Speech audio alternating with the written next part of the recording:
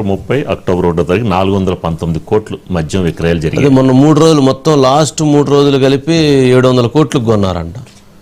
ఏది గాంధీ జయంతి 2వ తారీఖు వస్తుంది, మరి విజయదశమి రోజు దసరా రోజు మరి సెలబ్రేషన్స్ తెచ్చుకోవాలి కదా అని ఆ ముందు రోజు కలిపి 700 కోట్లకు కొన్నారంటండి.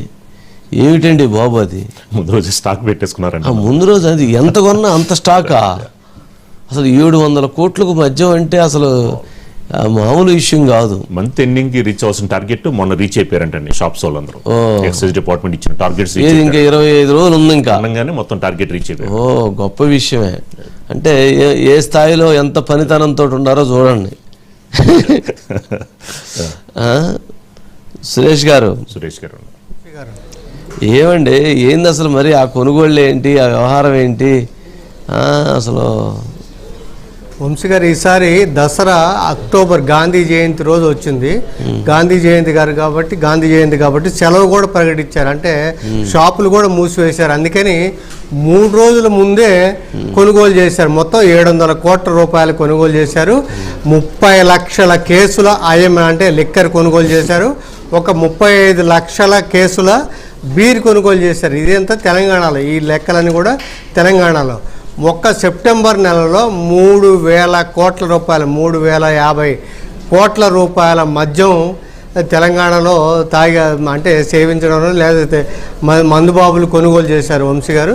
ఇక అసలు మొత్తానికి వస్తే దక్షిణాది రాష్ట్రాల్లో లిక్కర్ కొనుగోళ్ళు అనేది అంటే విస్కీ కానీ కొనుగోళ్ళు ఎక్కువ అని చెప్పని confederation of Indian alcoholic beverage companies అని వాళ్ళు తాజాగా వివరాలు వెల్లడించారు వంశీ గారు.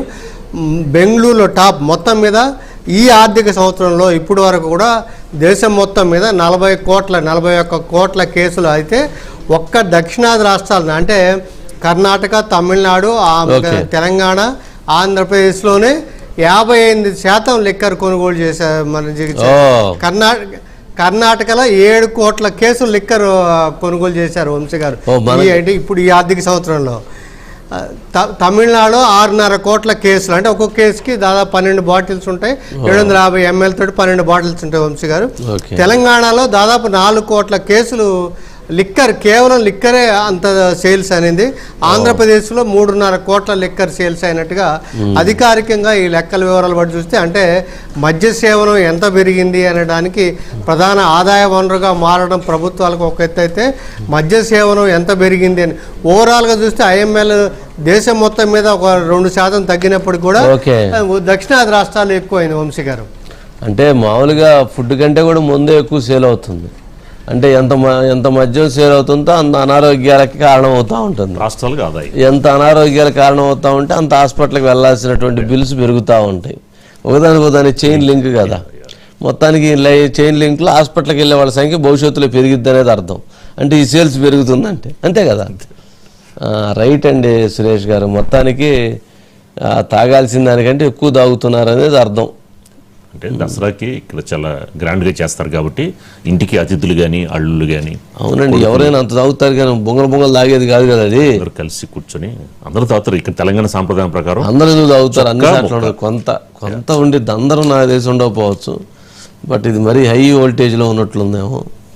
సరేనండి, నెక్స్ట్ కూడా అండి ఫైట్ ట్రంప్ పిచ్చి పీక్స్. H1B వీసా విషయంలోనూ ట్రంప్ ఏంటండి సురేష్ గారు,